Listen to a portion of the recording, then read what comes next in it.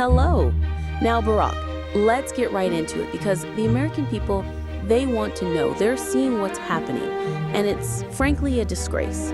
First, let's talk about the fake news and the attacks, the constant, unfair attacks. I've been seeing this cartoon show, South Park, right? They put out an episode and it was frankly disgusting. They showed me, President Donald J. Trump, naked in bed with Satan. Can you believe it? The White House, my White House, called it out for what it is. Irrelevant, desperate for attention. They're hanging on by a thread, believe me. But here's the curiosity, Barack. They've done this before, many times. They've had other versions, right? The Canadian president, that was supposed to be me. Then they had Mr. Garrison, who was also me. And now this new one, they're calling me Trump Hussein. They're using the exact voice and animation style of Saddam Hussein, putting my actual perfect head on a two-dimensional body. They're making tiny dick jokes and crazy AI bits to humiliate me. Why would they do this, Barack? And here's the real question, the drama for our listeners. My team, my people, the creators, they just signed a $1.5 billion 5-year deal with Paramount for 50 new episodes and streaming rights. One day later, they air this garbage. The show's creators, Trey Parker and Matt Stone, they're saying they're doing this as rage bait to provoke me, to give Paramount hell.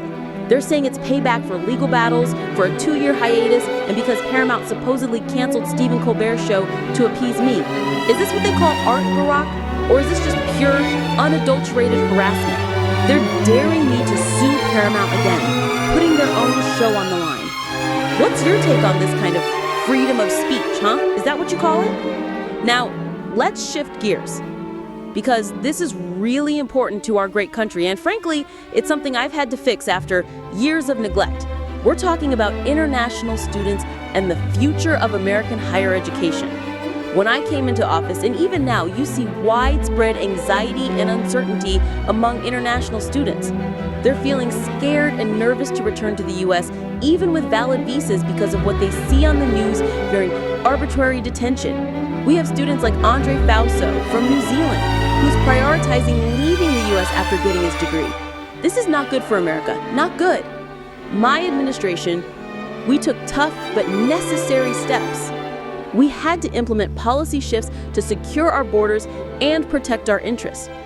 We saw halts and delays in student visa processing, we expanded social media screenings for visa applicants, and yes, we imposed new travel bans, which unfortunately meant some Iranian scholars, their academic dreams collapsed. But you have to protect the country, Barack, you understand that, right? We even revoked and later reinstated the legal status of hundreds of international students. And we announced plans to aggressively revoke visas of certain Chinese students. This was about national security. And what about the universities, Barack? We even had to attempt to block Harvard University from enrolling international students by revoking their CVP certification. They fought us in court, but we were doing what was right. We also saw arrests and detentions of international students involved in campus activism, particularly pro-Palestinian protests. These are not just minor infractions. Some of these were based on political speech. Now, the consequences of this, and this is where you have to look at the numbers, and the numbers are bad for a lot of schools because they were making too much money off these students, frankly. A survey in May 2025 showed that interest in studying in the U.S. fell to its lowest level since the COVID-19 pandemic. Experts are projecting a 30 to 40% decline in new international enrollment, which means a 15% drop in overall enrollment. And this is a major financial threat to many U.S. universities.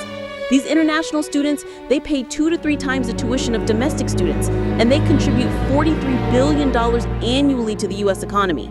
Some reports are even saying that many U.S. colleges, especially the lower and mid-tier schools or those in rural areas, could close without immigrants and international students. This is due to a projected 15% fall in the U.S.-born college-going population.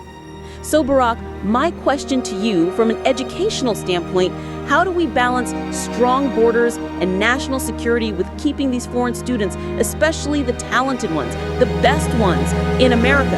Because, only 41% of international graduates actually remain here long-term. Trump, South Park, immigration. My administration, we looked at solutions like the Heartland Visa for economically declining communities or a chipmaker's visa for semiconductor talent. And USCIS, they even outlined immigrant pathways for STEM employment to get a green card, like the EB-1 for extraordinary ability, where people can self-petition, or the EB-2 national interest waiver that lets people self-petition without a job offer if their work has substantial merit and national importance in STEM. So Barack, considering all of this, the cartoons, the attacks, the real challenges with our immigration system and higher education, what do you say?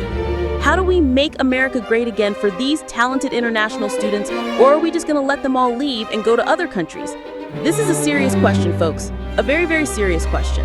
And I'm dramatically curious to hear the answer.